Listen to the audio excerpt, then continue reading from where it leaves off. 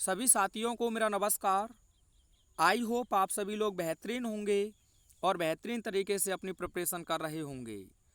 आज हम इस वीडियो में 2023 में जो इंग्लिश क्वेश्चन पेपर हुआ है क्लास 12th के अंतर्गत 3 से 16 डबल जेड, इस क्वेश्चन पेपर में आपका जो सेक्शन बी है राइटिंग सेक्शन, उसमें आपको किसी एक टॉपिक पर 100 से 150 शब्दों के बीच एक आर्टिकल लिखना है। तो इस वीडियो में हम एक मोस्ट इम्पोर्टेंट टॉपिक पर आर्टिकल का अध्ययन करेंगे। तो वह टॉपिक है आपका importance of games and sports, यानी कि गेम्स एंड स्पोर्ट्स का महत्व। मोस्ट इम्पोर्टेंट आर्टिकल्स में से एक है बोर्ड एग्जाम की दृष्टि से। तो इसे आप अच्छे से प्रिपेयर अवश्य करेंगे और इसका जो हम आंसर है बहुत ही आसान और सटीक लैंग्वेज में हम इसका सॉल्यूशन देखेंगे। तो आइए साथियों, बिना समय वेस्ट किए हुए इसके आंसर को देखते हैं। इस क्वेश्चन को 2022 में भी 3 से 16 REE क्वेश्चन पेपर में पूछा गया है। तो आपको पहले पैराग्राफ में लिखना होगा इट इज फाइन सेइंग, यह एक अच्छी कहावत है। इट इज फाइन सेइंग, यह एक अच्छी कहावत है दैट कि साउंड माइंड, स्वस्थ मस्तिष्क, लिप्स, निवास करता है इन अ साउंड बॉडी, यानी कि एक स्वस्थ शरीर में। इट इज फाइन सेइंग, यह एक सही कहावत है that sound mind lives in a sound body, कि स्वस्थ मस्तिष्क एक स्वस्थ शरीर में निवास करता है। Our body is like a machine, हमारा शरीर एक मशीन की तरह है। Our body is like a machine, हमारा शरीर एक मशीन की तरह है। अ machine can not work without oiling, एक मशीन बिना तेल के कार्य नहीं कर सकती है। अ machine can not work without oiling, एक मशीन बिना तेल के कार्य नहीं कर सकती है। इन द सेम वे, ठीक उसी प्रकार से, इन द सेम वे, ठीक उसी प्रकार से, our body can not work properly, हमारा शरीर भी उचित रूप से कार्य नहीं कर सकता है। विदाउट एक्सरसाइज, बिना व्यायाम के, गेम्स एंड स्पोर्ट्स, और बिना स्पोर्ट्स के, यानी कि खेल और कूद के।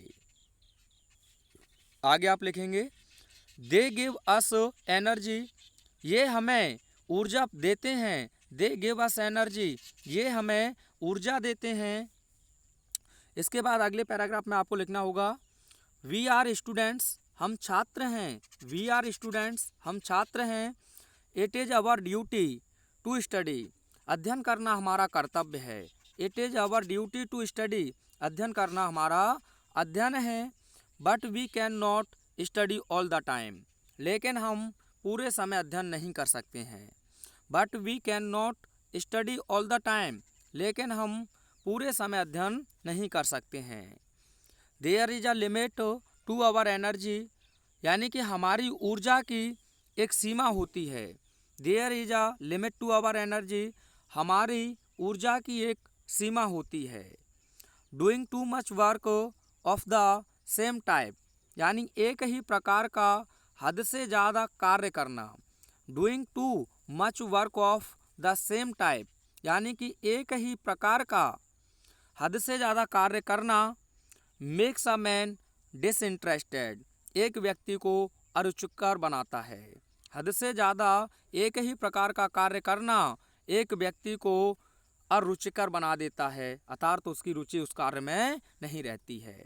आप चाहें तो साथियों इसका एक स्क्रीनशॉट ले सकते हैं और देखते हैं इसके आगे। बहुत आसान है और अच्छे से आप लर्न कर सकते हैं। अगले पैराग्राफ से आपको लिखना होगा student can not study properly, एक छात्र उचित रूप से कार्य नहीं कर सकता है। Student can not study properly, एक छात्र उचित रूप से कार्य नहीं कर सकता है। Good health makes us healthy and fit for work, एक अच्छा स्वास्थ्य हम लोगों को हेल्दी, स्वस्थ और कार्य करने के लिए उपयुक्त बनाता है। Good health makes us healthy and fit for work, एक अच्छा स्वास्थ्य हम लोगों को स्वस्थ और कार्य करने के लिए उपयुक्त बनाता है। They provide the best exercise to our body.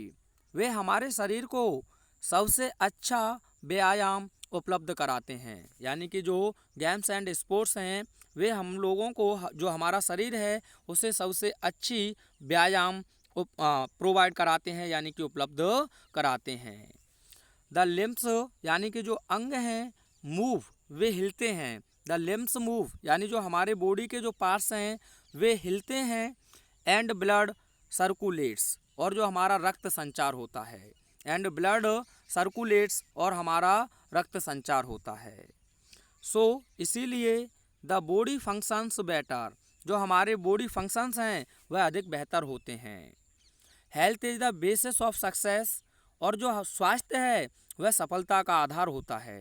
The health is the basis of success, स्वास्थ्य सफलता का आधार होता है।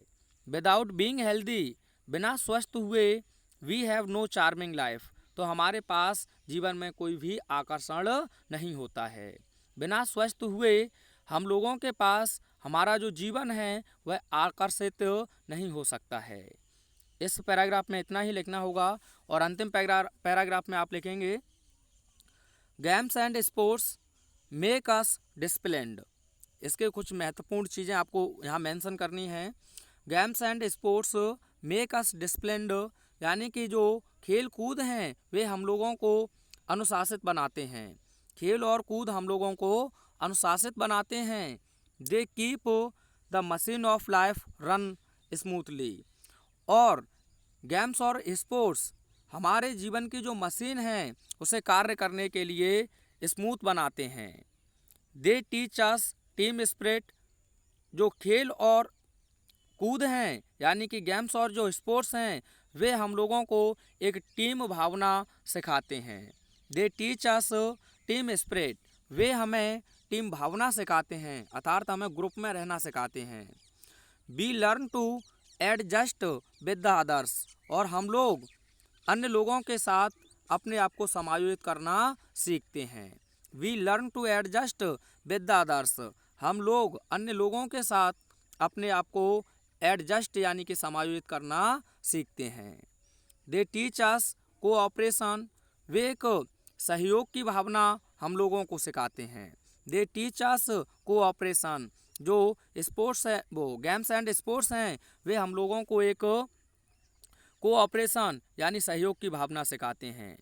They develop the spirit of self sacrifice, इस जो गेम्स एंड स्पोर्ट्स हैं वे हम लोगों को आत्मत्याग की भावना भी विकसित करते हैं। वे आत्मत्याग की भावना भी विकसित करते हैं, जैसे कि महेंद्र सिंह धोनी ने अपने बल्लेबाजी क्रम को काफ़ी त्यागा था। We must take part in games and sports but not at the cost of our studies. अंतिम पैराग्राफ में लिखेंगे we must take part in games and sports, हम लोगों को खेल कूदों में अवश्य ही भाग लेना चाहिए। We must take part in games and sports, हम लोगों को गेम्स एंड स्पोर्ट्स में अवश्य ही भाग लेना चाहिए। But not at the cost of our study, लेकिन हम अपने अध्ययन की कीमत पर नहीं, लेकिन अपने अध्ययन की कीमत पर नहीं। सो इसीलिए अ बैलेंस्ड व्यू यानी कि एक संतुलित दृष्टिकोण इज वेरी नेसेसरी, बहुत आवश्यक है। So a balanced view is very necessary, इसीलिए एक संतुलित दृष्टिकोण बहुत ही आवश्यक है।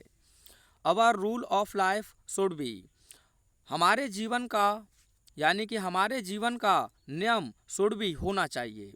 Our rule of life should be, हमारे जीवन का नियम होना चाहिए।